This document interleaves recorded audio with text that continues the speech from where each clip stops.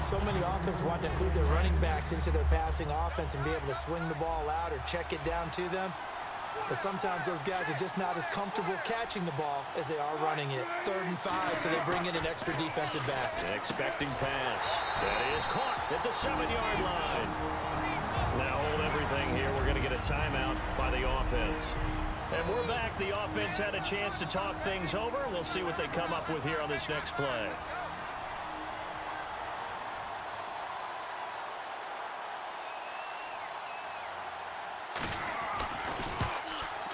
And Hauschka's kick is good. And they are on the board, but still trailing. It's 7-3. So a field goal here. They're still down, but they put a dent into that lead before the break. And that's got to feel good because now they've seen that they can put some more points on the board, and that gives them a whole second half to get back to where they want to be, and that's in the lead.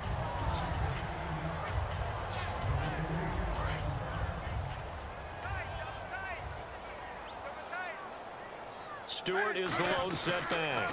He's going to get the football. And he's able to plow forward up to about the 29, just shy of the 30. So it's halftime here in Charlotte with the Panthers out on top. Okay, well, so much for the halftime report here. Guy can't even finish his Snickers. We're going to get right to the 3rd quarter. Let me spit this out. This is taken at his 4. And he's up past the 20 to the 22-yard line. Out come the Panthers. They'll have it first on offense in the 3rd quarter. They have the lead. Now they'll be looking to extend that lead. And this is where I enjoy talking about one of my favorite subjects, tendency breakers, or counters as I also like to call them. You've done things in a certain way in the first half, and they've had the ability to see what you've done. They're going to make their adjustments. So guess what? You adjust yourself and try and stay ahead of the pace because you are looking for some separation in this ball game. The adjustment to the adjustment. Without a doubt. Show them one thing, hit them with something else. And there's a completion to the tight end. And look at the size of these players nowadays. At that spot, 6'4", 6'5", and up. A lot of guys used to be basketball players. Somehow came back to football. That's really good for the game of football. You get better athleticism, great hand-eye coordination, guys who know how to control their bodies when they run their routes. Smiles, everyone, smiles, because when Cam Newton and Greg Olsen hook up like they've been doing throughout this game, that's one big reason why they're winning. What makes Greg Olsen so tough to cover? I think he really is a wide receiver in a tight end's body. He runs his routes with such great precision and some physical toughness, and he really fights and competes for the ball. And then, of course, it helps to have Cam Newton throwing it to you. And he finds his man, the tight end Olsen. 6 yards is the pickup, and that'll lead to a 3rd down. An ex-teammate used to tell me all the time, I hate experienced quarterbacks because no matter what, you really can't hide what you're doing. And I think that right there, he... Looking for the tight end, Olsen, and it's intercepted. A great read, and it's picked off. And they are going to set up shop at the 40-yard line. Now we'll see what this Seahawks offense has in store with their first possession of the second half. And last time they got 3 points, but it was a chip shot field goal. And when you go to the sideline after a chip shot field goal, maybe the offense not too happy. It's a balancing act, isn't it? Because you're exactly right. They're none too pleased that they didn't punch it in for 6 points. But they also have to remember they did put points on the board. 3 points is 3 points. And in this league, you take points when you can get them. Not easily done.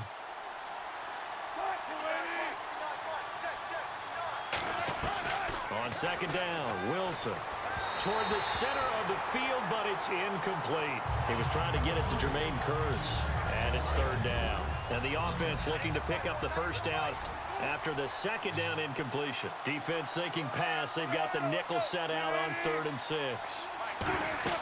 On 3rd down, Wilson. Oh, it's a screen pass. That's complete. And he's going to get it down to the 33-yard line here.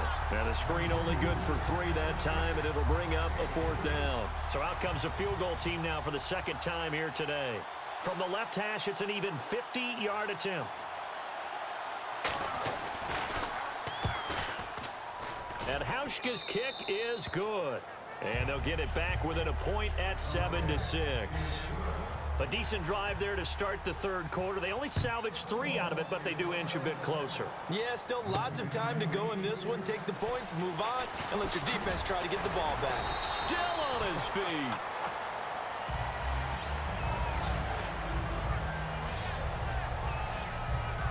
Panthers now as their offense comes back out onto the field. And following the interception, just any interception, are you a little bit more cautious when you start that next drive, or no, you just throw that out the window? I think you are. I don't think that there's any way you can run back out there and go, totally didn't affect me. Let's just go ahead and be loose with the football again. You're going to take care of it, but you have to be careful about being too cautious because now you can't run any offense at all. Still want to attack. We'll see how they attack them here. Some pretty good coverage there, and both of these defenses, they've had good coverage throughout this one. No doubt about it, and in today's NFL, where we're used to a bit more scoring, this feels almost like a well-pitched game in baseball on both sides where the tension continues to build. Who's going to make the big play? Anytime a ball's thrown in the middle of the field and is popped up in the air, I expect someone to catch. It doesn't matter whether it's offense or defense because there's usually a great amount of bodies in that part of the field.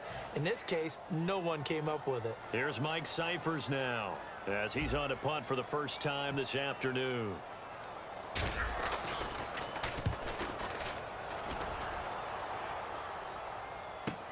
Returnable for Lockett.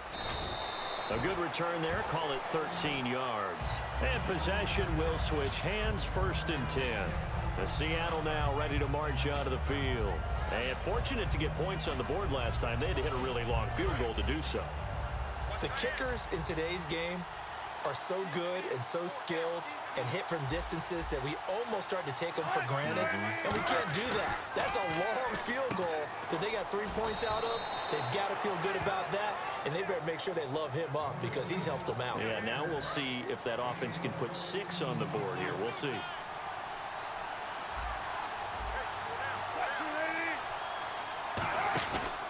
First down, this is Rawls. And he'll be taken down after a decent gain, and that will bring us to the end of this. And we're back now in Charlotte. This one's still anybody's ball game. It's a 1-point difference here as we begin the 4th quarter of play. On 2nd down, here's Wilson. Finding time. And his throw's going to be incomplete. The intended target, Doug Baldwin. And it's 3rd down. And the offense looking to pick up the first down after the 2nd down incompletion. And on 3rd down, a nickel formation here defensively.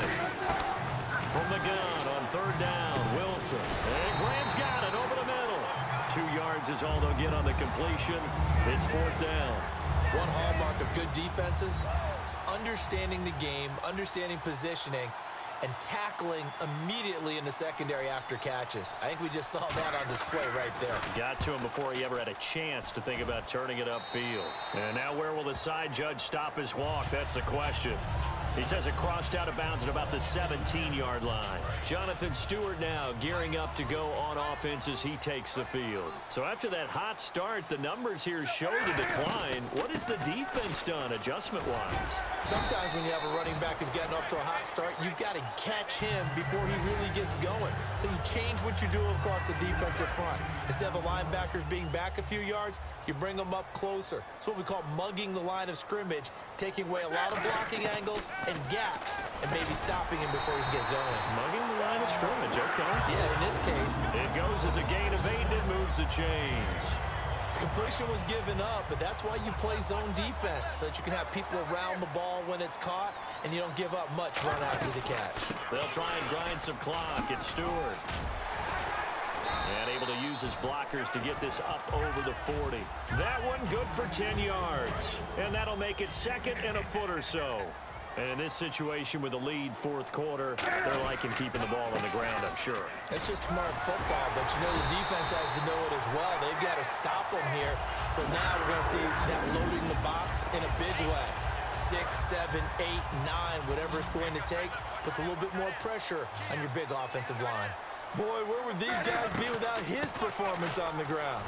That puts him over 100 yards now for the afternoon, and I tell you, he seems to be getting stronger as the day goes along. A nice pickup there of 11 yards, and it'll move the sticks. Fresh set of downs here.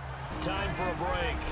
We'll come back, see what transpires after this. So it's Panther football as we welcome you back.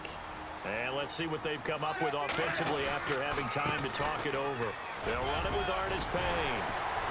And able to break one. And now the Seahawks are going to take a timeout here on defense. It's just their first. They've got 2 more to use here in the final stages. Another run for Stewart. He's been busy. And now the Seahawks are going to call another timeout. So the defense had a chance to catch their breath, and now they're back out and ready. Trying to keep the drive going here. This is play number 7 on 3rd and 2. They'll try and run it. Here's Stewart. And not much running room. Down to the 32. Now hang on here. Timeout called by the defense. And here's a big one now. Try to hold this lead. They're going to go for it here on 4th down.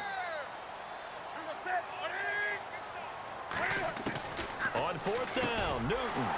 And he finds a man. It's Olsen. It'll be a pickup of 10 yards. And they're able to pick up the conversion here on 4th down. Now this will be the 9th play on this drive. We always talk about big-time players make big-time plays in big-time moments. I think that 4th down qualified. That was a heck of a throw. 5 yards is the tally on 1st down. That brings up 2nd and 5. And this seemingly endless drive continues. So Carolina eating some clock on the ground there, and part of why they were the NFC champs last year, number 2 as a team in the running game. They played their identity last year. Offensive line that could move people in the run game. Jonathan Stewart running it. Of course, big Cam Newton could be a short yardage guy. And remember, their head coach, Ron Rivera, a defensive guy. They love to run the football. They come out here in the eye. And the inaugural carry here for Fozzie Whitaker. And he's got the 1st down as he gets it to the 8. It's an 8-yard pickup, and it leads to a 1st and goal. On 3rd down, that's a good job of situational football and understanding where the 1st down marker was and getting there. And this one going to wrap up with Cam Newton going down to a knee.